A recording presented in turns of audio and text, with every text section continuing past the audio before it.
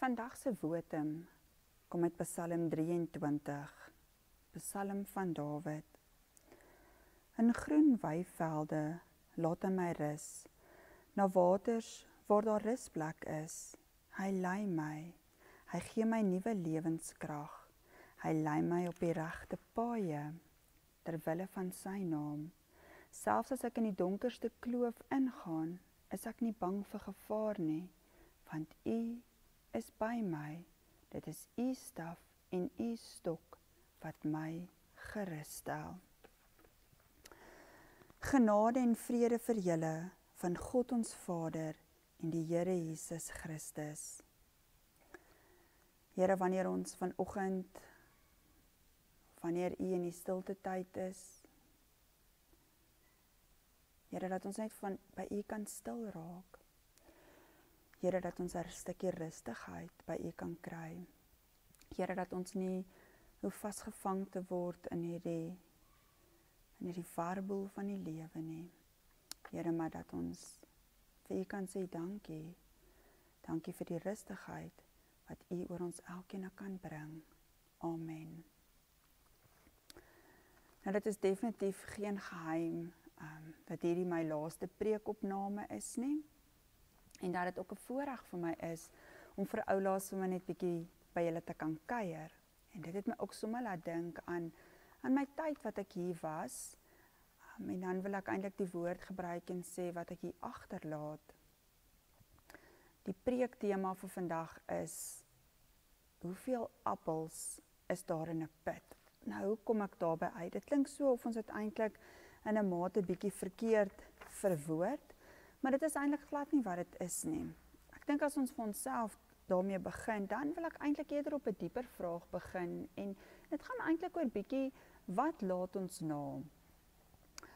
Wanneer ons iets erf, dan erf ons baie keer materiële dinge, maar ons almal weet, materiële dinge kan verlore raak, dit kan breek, en dan eindig dit dalk ook maar partykeer op die ashoop. En iets wat vir jou dalk 'n groot materiële waarde, of 'n materiële ding wat vir jou 'n groot waarde het, wat jy by 'n ma, of 'n ouma, of 'n oupa, of 'n tannie, of 'n oom gekry het, hou dalk nie dieselfde waarde in vir iemand anders nie, maar dit is nie die tipe nalatenskap waar ek vandag wil praat nie. Ek wil eintlik bietjie meer praat oor, dis ook goed wat ons by oumas en oupas, en ma's en pa's, en eintlik vriende en familie ook kry. En dis 'n nalatenskap wat hulle in ons lewens los. En dit gaan eintlik oor positiewe goeders en ook negatiewe goed. Dit gaan eintlik in 'n mate oor karaktertrekke, die manier hoe hulle goed vir jou gesê het, die manier hoe hulle geleef het. En so kan ons aangaan, en eintlik wil ek sê, die tipe gewoontes wat elkeen van hulle gehad het. Jou ma en jou pa het dalk 'n tipe gewoonte gehad wat hulle gedoen het, en dit het maar so 'n bietjie oorgespoel in jou eie lewe in. En dit het alles deel gehad na mate van jou karaktervorming. Dink as elkeen van julle so 'n bietjie terugdink, kan jy dink aan 'n ouma of 'n oupa, en regtig 'n ma en 'n pa. En as jy terugkyk, dan kyk jy eintlik so 'n bietjie terug in terme van, my ma het dit net so gedoen, of my pa het dit net so gedoen. Ek onthou eendag het ek hier buite by die kerk gestaan, en toe was daar 'n man met wie ek gesels het, en hy sê toe, nee, as sy kinders iets doen, of die gereedskap beet het, en hy sê vir hulle, julle moet daai goed gaan bære waar hulle dit gekry het, dan hoor hy eintlik sy pa. En ek dink dit gebeur met ons elke ene, hoe hierdie invloede baie diep gewortel is in ons elkeen se wese. Ek dink die moeilike daarvan is dat ou kan eintlik sê dit laat letsels op ons lewe, maar onthou net, alles in ons lewe wat gebeur is nie noodwendig positief en goed nie. Daar is baie keer ook slegte dinge wat gebeur, mense wat slegte gewoontes gehad het. En dit hoef nie noodwendig 'n familielid te wees nie. Ons kan selfs praat net van mense om ons, vriende, kennisse met wie ek te maak kry, wat almal 'n positiewe en 'n negatiewe invloed op ons lewens het. En dink jy kan selfs dink, as jy terugdink aan, ek wil sê aan 'n ouer, baie keer sê iemand, ja nee, sy is net so sagmoedig soos haar ma, sy het net so sterk eie wil soos haar pa. En dan kan ons afgaan op die lysie. Die vraag op die einde van die dag is, wat doen ek met hierdie nalatenskap wat ek van mense naby aan my gekry het? As jy 'n vriendin of 'n vriend van 30, 40 jaar dalk het, daai persoon het definitief ook 'n baie sterk nalatenskap in jou lewe. Jy dink ook later aan, hoe sou hulle opgetree het, of hulle het dalk 'n positiewe impak in jou lewe gehad. So die vraag is eintlik, hoe kyk ek hierna in my lewe? En ek dink, so baie keer dra ons eintlik 'n stukkie vrug binne in ons, en ons plant hierdie tussen ons. As ek nou maar net dink aan geloof, ek het een keer kinders gedoop, en as 'n mens terugdink aan, hulle sê altyd, it takes a community, a village to raise a child. So dit beteken oumas en oupas en ma's en pa's, die maniere hoe hulle glo, en die geloof wat hulle het, word indirek net so in hulle kinders oorgedra. So op die einde van die dag, daai kind se geloof gaan so sterk wees, soos mamma en pappa se, nie noodwendig wat hulle by die dominee by die kerk gehoor het, of die tannie by die sonnaarskool nie, maar om 'n stukkie daarvan uit te dra.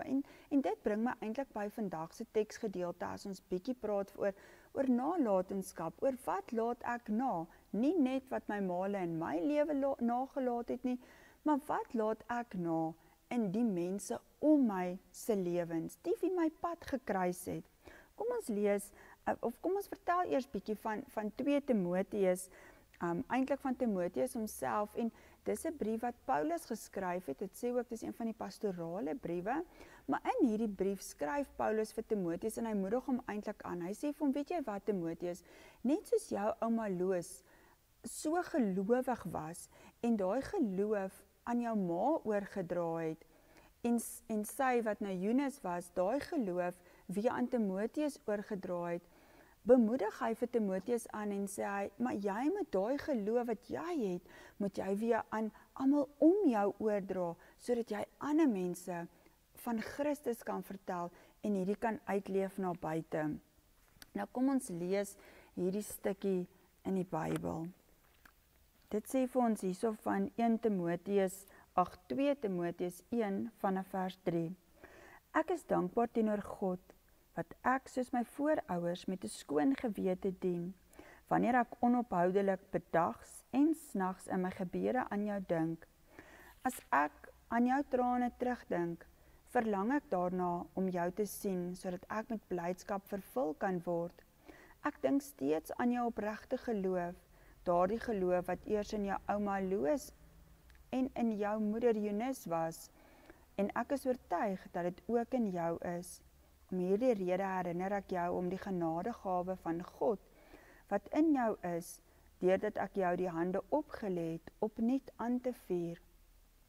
God het ons tog nie 'n gees van vreesagtigheid gegee nie, maar van krag en liefde en selfbeheersing.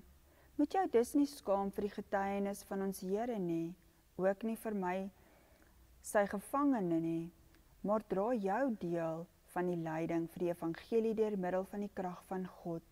Hy het ons verlos en geroep met 'n heilige roeping, nie op grond van ons dade nie, maar op grond van sy eie besluit en genade. Reeds van ewigheid af is dit in Christus Jesus aan ons geskenk, en nou is dit geopenbaar deur die verskyning van ons verlosser, Christus Jesus, wat die dood vernietig het en die lewe en die onverganklikheid deur die evangelie aan die lig gebring het. Hiervoor is ek as prediker, apostel en leraar aangestel. So in daai stukkie kan ons definitief sien hoe Paulus vir Timoteus so mooi bemoedig om vir hom te sê, ek wil hê, jy moet ander gaan vertel van die Here. As ons bietjie dink aan nie net Timoteus, van wie ons 2000 jaar later lees, en die invloed wat sy ouma se geloof op ons almal gehad het, om te sien wat se vrug daar nog is nie, dan kan ons gaan kyk na Vincent van Gogh. Hy het die wêreld van skilderkuns heeltemal verander, en hy het dit nie eers eintlik weet nie, hy het dit gedoen nie, want as ons gaan kyk na 'n stuk van hom, dan sien ons maar, hy het hom eintlik beskryf as 'n nutcase. Hy was in en uit instansies gewees en hy het op die einde van die dag op die jong ouderdom van 37 het hy homself geskiet en toe het hy 2 dae later gesterf as gevolg van infeksie in die wond.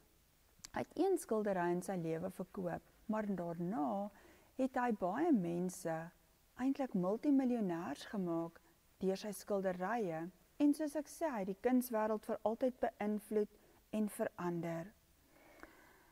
En dan dink ek ook aan jou tyd wat jy saam met mense spandeer. Dis dalk nou so 'n kort tydjie van korte duur, maar in die lang tydperk is die vraag, wat het jou invloed gehad op daai mense? Ek was in so 'n kort tydjie deel van NG Kerk Kameeldrif en ek kan dalk nie vandag getuig van die invloed wat ek op mense gehad het nie, maar ek sou as ek kon 'n stuk getuienis lewer van mense wat 'n invloed in my lewe gehad het, mense wat 'n stukkie saad in my lewe kom plant het, mense wat soos Timoteus se ouma en sy ma was en kom en sê, maar ons plant 'n stukkie van hierdie geloof binne in jou. En as ek 'n eenvoudige voorbeeld kan beskryf, en ek dink dis ook so die voorlaaste stukkie om jy af te sluit, is om te sê, daar is slegs 4 tot 8 saadjies in 'n appel. Maar wanneer ons 1 saadjie plant, dan het ons 'n hele appelboom wat daar uitgroei. So hoeveel sade is daar seisoen na seisoen wat uit hierdie appelboom uitkom? En dit raak eintlik duisende sade op die einde van die dag, duisende appels op die einde van die dag, wat in die wêreld daar buite versprei word. So, daar's 'n stuk nalatenskap wat in daai 1 saadjie gebeur wanneer hy geplant word. En ek en jy gaan ook deur die wêreld, en ons plant ook saadjies in mense se lewens. Dis 'n stukkie nalatenskap, en ek hoop dis goeie saad wat ons plant, en nie slegte saad wat ons plant nie. Maar as ek na 'n laaste stukkie kan kyk, is dit van Jesus Christus. En 2000 jaar later laat hy eintlik hierdie appel-analogie eintlik nogal vreemd lyk en dink, dit kan nie, ek bedoel, want syne is tot beter. Hoeveel mense het hy nie beïnvloed in die jare vanaf hy gekom het tot waar ons vandag staan en hoeveel gelowiges daar is nie. Ek dink dis baie meer as die appel-analogie waarna ons kan dink, dat die appel-analogie eintlik maar soos 'n speletjie lyk. Maar dan het God ook gekom en gesê met sy hemelvaart dat hy die Heilige Gees vir ons gee as nalatenskap vir my en jou, sodat ons nie alleen agterbly nie. Hy sê, ek sal julle nie as weeskinders agterlaat nie, en dis 'n belofte wat hy met ons gemaak het. Is dit nie 'n wonderlike nalatenskap wat hy agterlaat nie? Ek hoor eendag die verhaal wat 'n man vertel en sê, hy het eintlik sy pa baie beter leer ken na sy pa oorlede is, want hy het baie meer van sy pa gesien in hoe hy met sy kinders werk, en ook stukkie optredes wat in sy kinders is, wanneer sy kinders weer met ander te werke gaan. My boodskap wil ek graag sê, wanneer ons in NG Kameeldrif is, en waar ons in die wêreld is, mag daai stukkie nalatenskap, daai appelsaadjie, wat jy in mense se lewens plant, mag dit 'n mooi stukkie saad wees, wat baie appelbome kan dra, wat vrug kan dra van die Here Jesus Christus na buite. En dat dit nie slegte saad sal wees wat versprei nie, maar eerder goeie saad. En mag die Here met elkeen van julle wees, waar julle is, op julle lewenspad en op julle lewensreis. En ek hoop en ek bid dat daar vir elkeen van julle ook iemand oor jou lewenspad sal kom, wat of vir jou goeie saad sal plant, of om 'n saadjie te kom water gee by jou. Amen. Ons God en Hemelse Vader, Here, dankie. Dankie vir 'n wonderlike tyd. 'n Wonderlike 8 jaar, wat ek saam met die Kameeldrif familie kon stap. Here, dankie vir elke persoon wat my lewe kon verryk het. En Here, ek bid ook vandag vir elkeen in hierdie gemeente, dat hulle ook sal na buite gaan en ander mense se lewens gaan verryk en 'n nalatenskap laat in hulle eie kinders se lewe want wie anders sal dit los? Here, ek bid dat U vir NG Kameeldrif en elke gemeentelid sal seën in die toekoms. Mag U met hulle wees en mag U hulle hand styf vashou. Amen. En daarmee groet ek ook vandag met die laaste seëngroet. Die Here is voor jou om jou pad gelyk te maak. Die Here is langs jou om jou in sy arms toe te vou. Die Here is agter jou om die aanvalle van die bose af te slaan. Die Here is onder jou om jou te dra as jy mag val. Die Here is rondom jou om jou te beskerm. Die Here is bokant jou om jou te seën. Die Here is in jou om jou te lei met sy Heilige Gees. Die drie-enige God is by jou van nou af tot in ewigheid. Amen.